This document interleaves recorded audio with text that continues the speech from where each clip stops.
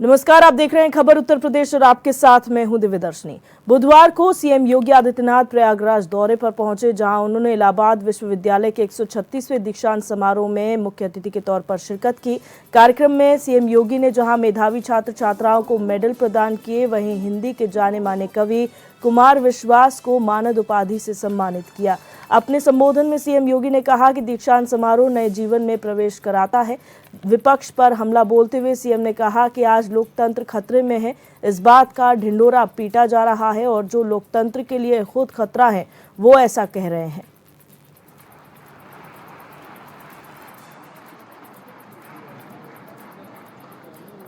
से लेकर के जनपद न्यायालय के न्यायिक अधिकारियों की एक लंबी श्रृंखला देने का कार्य रहा हो। कोई भी ऐसा क्षेत्र नहीं था जिसमें एक समय, चाहे वह प्रशासन का हो,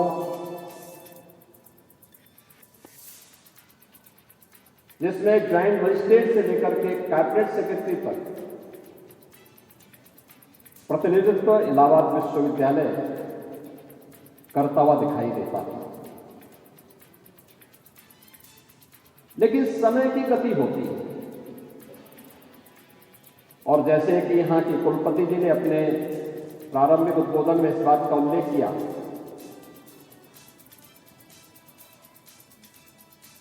क्या कभी इलाहाबाद विश्वविद्यालय ने इस बात का चिंतन किया कि कौन सी ऐसी परिस्थितियां हैं, क्या हम समय के उस प्रवाह के साथी बन पाए? क्योंकि कालचक्र तो किसी का इंतजार नहीं करेगा, उसकी गति तो निरंतर चलती रहेगी। और अगर हम उस गति से 10 कदम आगे बढ़ करके चलते हैं तो समाज, देश और दुनिया हम सब का अनुसरण करती है। और अगर हम उससे पीछे हैं तो हमें पिछलग्गू होने के लिए मजबूर होना पड़ता है। ये व्यक्ति पर निर्भर करता है कि वह अपनी गति को समय के प्रवाह के साथ आगे बढ़ाने का कार्य कर रहा है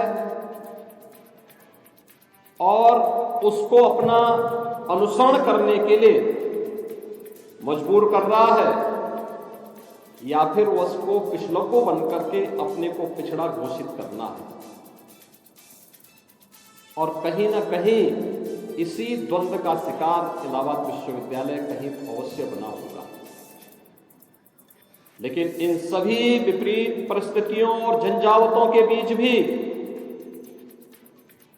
इस विश्वविद्यालय ने चुनौती का सफलतापूर्वक सामना करते हुए आज फिर से उस प्रतिष्ठा को प्राप्त करने की अंतः वेदना को महसूस किया है और फिर से अपने पुरातन गौरव को स्थापित करने की जो तड़प है, मैं विश्वास के साथ कह सकता हूं कि इलाहाबाद विश्वविद्यालय अपने पुरातन गौरव को अवश्य प्राप्त करेगा, इसमें कोई संदेह नहीं है।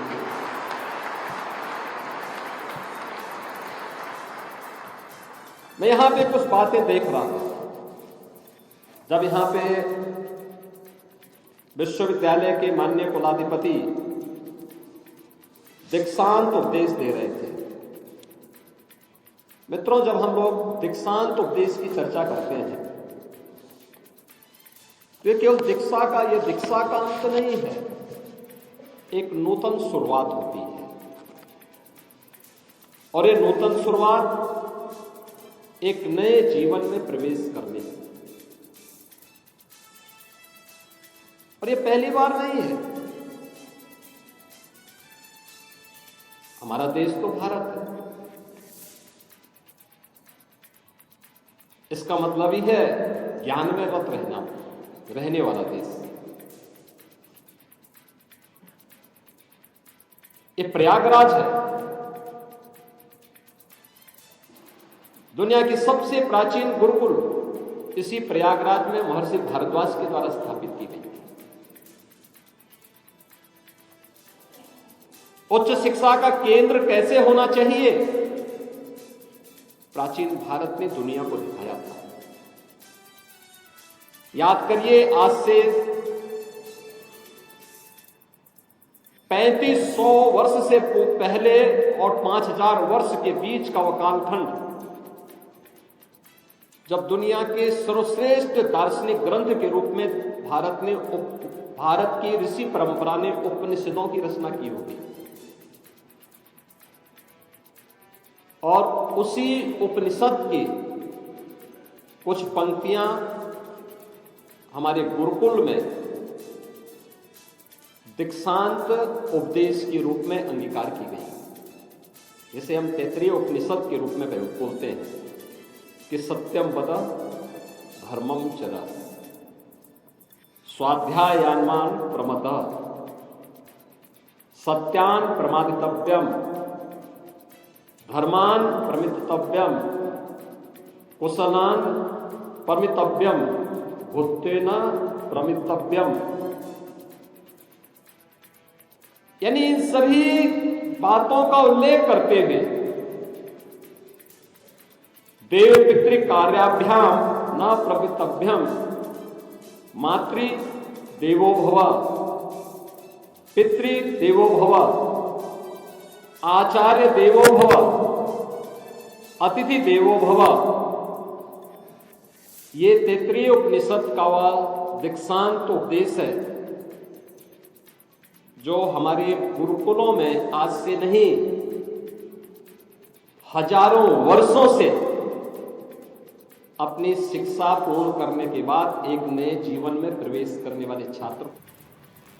और आपको बता दें कि प्रयागराज में होने वाले महाकुंभ 2025 को लेकर मुख्यमंत्री योगी आदित्यनाथ ने प्रेस कॉन्फ्रेंस किया। ये आपको सुनाते हैं क्या कुछ उन्होंने प्रेस कॉन्फ्रेंस में कहा है।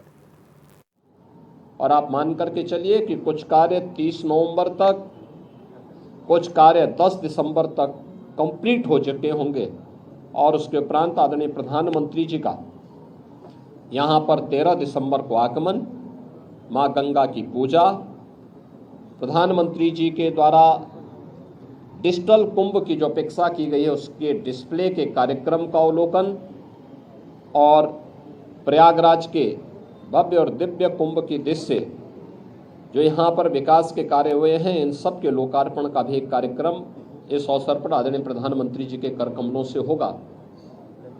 मैं आप सबके प्रयागराज कुंभ के दृश्य सकारात्मक योगदान के लिए आपका धन्यवाद करता हूं, और अपेक्षा करता हूं कि कुंभ भर में प्रयागराज की छवि को आप लोग देश और दुनिया के रूप में बहुत ही पॉजिटिव तरीके से प्रस्तुत करके देश और दुनिया से आने वाले श्रद्धालुओं को प्रयागराज आमंत्रित करने के लिए सरकार के अभियान में भी, और यहाँ की पॉजिटिव स्टोरी के माध्यम से लोगों को आकर्षित करने में अपना सार्थक योगदान देंगे। आप सबको मैं एक बार फिर से धन्यवाद देता हूँ। मुख्यमंत्री योगी आदित्यनाथ प्रयागराज के दौरे पर रहे। सीएम योगी ने स्वच्छता और सुरक्षा के साथ ही महाकुंभ 2025 की चल रही तैयारियों की समीक्षा की। इसके बाद सीएम योगी आदित्यनाथ ने 238 करोड़ रुपए से अधिक की प्रमुख स्वच्छता और सुरक्षा परियोजनाओं का भी उद्घाटन किया। इन परियोजनाओं का उद्देश्य महाकुंभ 2025 के दौरान स्वच्छाग्रहियों और गंगा सेवा स्वयं सेवकों के लिए स्वच्छता, सुरक्षा और सहायता सुनिश्चित करना है। इस कल्याणकारी योजना से सफाई कर्मचारियों और स्वच्छग्रहियों को लाभ भी मिलेगा, और उसके साथ ही उसके तहत लगभग 20,000 स्वच्छाग्रहियों और सफाई मित्रों को वर्दी किट और नाविकों को लाइफ जैकेट भी वितरित की गई।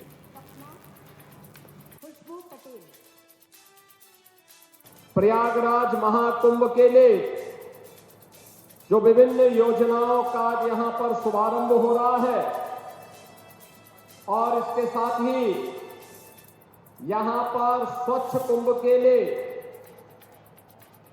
स्वच्छाग्रहियों, सफाई कर्मियों को यूनिफॉर्म किट, नाविकों को लाइफ जैकेट का वितरण होने के साथ ही कुल 20,000 लाभार्थियों को प्रयागराज कुंभ की दृष्टि से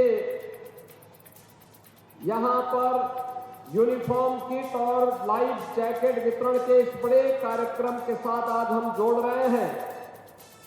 इसके साथ ही इन 15,000 जो लाभार्थी हैं, इन्हें यहां पर स्वच्छ कुंभ कोष के अंतर्गत उन्हें बीमा प्रमाण भी जीवन रक्षा बीमा योजना के अंतर्गत प्रधानमंत्री जीवन सुरक्षा बीमा का कवर दे करके उन्हें सुरक्षा बीमा का कवर देने का कार्यक्रम भी इसके साथ जोड़ा जा रहा है। यहां पर जिला प्रशासन और यहां के जो प्राइवेट हॉस्पिटल्स हैं, इनके साथ एमओयू का कार्यक्रम भी अभी यहां पर संपन्न हुआ और इसके साथ ही स्वच्छता उपकरणों को टिपर, कॉम्पैक्टर आदि का यहां पर फ्लैग ऑफ किया गया, जो लगभग 50 करोड़ से ऊपर की है। और फायर टेंडर, जल पुलिस, रेडियो और यातायात उपकरणों को भी यहां पर आज विभाग को प्रदान किया गया। यह लगभग 175 करोड़ रुपए की है।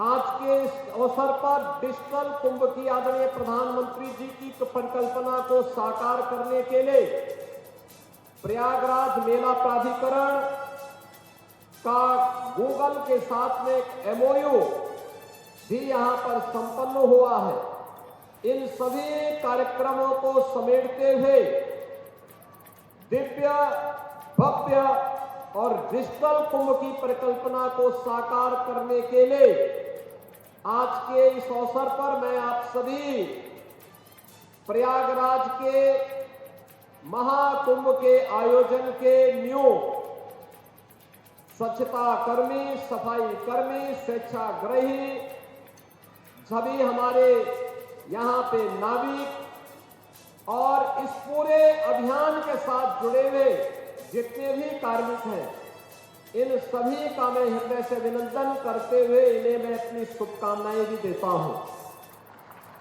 बहन और भाइयों, प्रयागराज का कुंभ आदरणीय प्रधानमंत्री जी की प्रेरणा और मार्गदर्शन में पूरे देश और दुनिया में प्रयागराज को एक वैश्विक छवि के रूप में स्थापित करने में सफल रहा। एक भव्य, एक दिव्य कुंभ हो। कुंभ भी स्वच्छता, सुरक्षा और सुव्यवस्था का प्रतीक बन सकता है। कुंभ के माध्यम से आने वाला हर व्यक्ति एक सुकून महसूस करके असीम आध्यात्मिक शांति की अनुभूति करता हो। यह दृश्य देखने को मिला था 2019 के प्रयागराज कुंभ में, और प्रयागराज कुंभ की उस कार्यक्रम की परिणति थी कि स्वच्छ कुंभ की परिकल्पना को साकार करने वाले स्वच्छता के कर्मियों को आदरणीय प्रधानमंत्री जी ने उनके पाद प्रक्षालन के माध्यम से उस समय संदेश दिया था कि वास्तव में स्वच्छ कुंभ की न्यू और उसकी आधारशिला कोई है, ये सफाई कर्मचारी हैं, इनका सम्मान होना चाहिए और उनका अभिनंदन होना चाहिए। बहनों और भाइयों, ये हमारा सौभाग्य है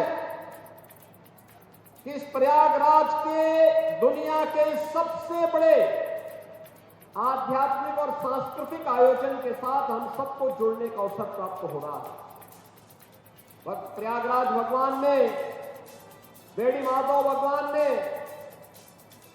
मां गंगा ने हम सबको यह अवसर दिया है कि हम सभी लोग मिलकर के इस भव्य और दिव्य आयोजन में सहभागी बनकर के देश और दुनिया से आने वाले करोड़ों श्रद्धालुओं को प्रयागराज की महत्ता के बारे में भी बताएं। वहीं झांसी हिंसा को लेकर पूर्व सपा सांसद एसटी हसन ने एक बड़ा बयान दिया है। उन्होंने कहा कि जियाउर रहमान उस दिन संभल के अंदर ही नहीं थे तो वो भीड़ को कैसे भड़काते, ये बात समझ नहीं आती है। मामले में सीबीआई की जांच होनी चाहिए। सीबीआई दूध का दूध और पानी का पानी कर देगी। उन्होंने कहा कि गोधरा कांड होने के बाद बीजेपी की आंधी आ गई थी। हो सकता है कि गोधरा वाला एक्सपेरिमेंट संभल में भी किया हो।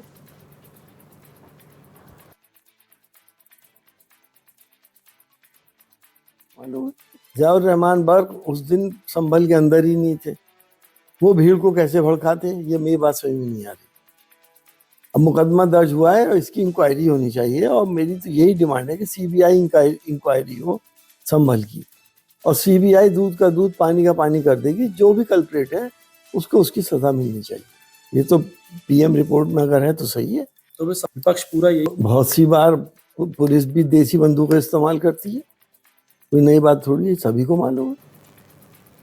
खबर कन्नौज से है, जहां लखनऊ आगरा एक्सप्रेसवे पर ड्राइवर की नींद लगने से एक स्कॉर्पियो डिवाइडर तोड़कर दूसरी साइड जा रहे ट्रक में जा घुसी। हादसे में सैफई मेडिकल कॉलेज के 5 डॉक्टरों की मौत हो गई, जबकि एक डॉक्टर घायल हुए हैं। वहीं सूचना पर पहुंची पुलिस ने एम्बुलेंस बुलाकर 5 मृतकों और घायल डॉक्टर को मेडिकल कॉलेज पहुंचाया और आगे की कार्रवाई शुरू कर दी। हादसे की सूचना मिलते ही डीएम शुभ्रांत कुमार शुक्ला और एसपी अमित कुमार आनंद भी घटनास्थल और मेडिकल कॉलेज पहुंचे, जहां उन्होंने पीड़ित परिवारों को हर संभव मदद का आश्वासन दिया।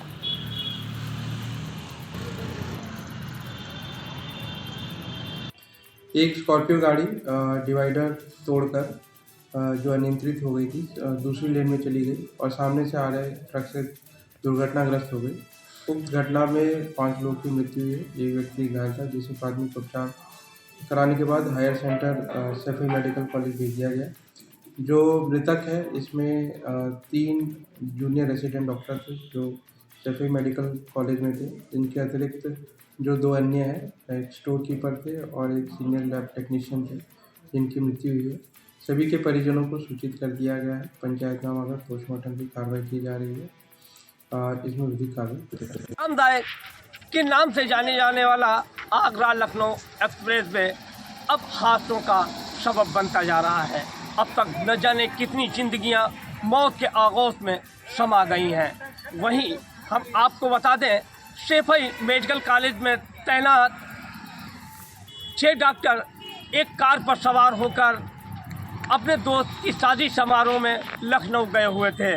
सुबह जब लगभग 4 बजे वापस लखनऊ से आते समय जैसे ही उनकी कार तिरवा 196 कट के समीप पहुंची, अचानक चालक को झपकी आ जाने से कार रेलिंग तोड़ते हुए दूसरी ओर से आ रहे ट्रक से जा टकराई, जिसमें सवार डॉक्टर अरूप वर्मा आगरा, डॉक्टर संतोष कुमार भदोई, डॉक्टर अरुण कुमार तेरा मल्लू कन्नौर, डॉक्टर नरदेव वरेली, डॉक्टर राकेश कुमार बिजनौर की घटना स्थल पर मौत हो गई और डॉक्टर जयवीर निवासी मुरादाबाद गंभीर रूप से घायल हो गए, जिन्हें आनन फानन उपचार के लिए तिरवा मेडिकल कॉलेज लाया गया, जहां पर हालत चिंताजनक होने पर सैफई रिफर किया गया। वहां से उन्हें लखनऊ पीजीआई भेजा गया।